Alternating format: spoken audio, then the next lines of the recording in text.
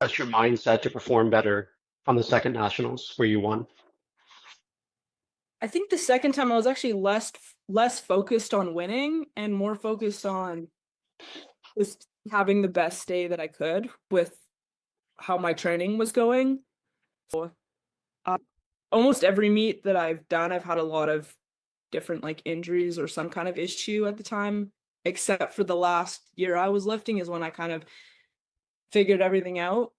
But I've never had like a good preparation for anything. I kind of had to just go in and give it all I had that day.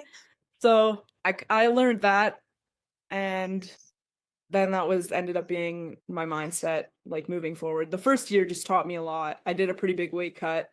So then the next time I had to dial in a bunch of things there. So yeah, a little bit was mindset, but there is a lot of little like technical things that you can work on that make a big difference, especially in a sport where there's like in weight cutting sports. Like doesn't matter how mentally strong you are, if your body isn't responding to, sweating or losing the weight or being a girl and having hormonal changes, like that's stuff you can't control, right? So a little bit of luck and and like calculating things to make it there, but yeah, So do you think those, because you said a lot of it, some of it was mindset, but it sounds like you're leaning more towards the technical changes that you made.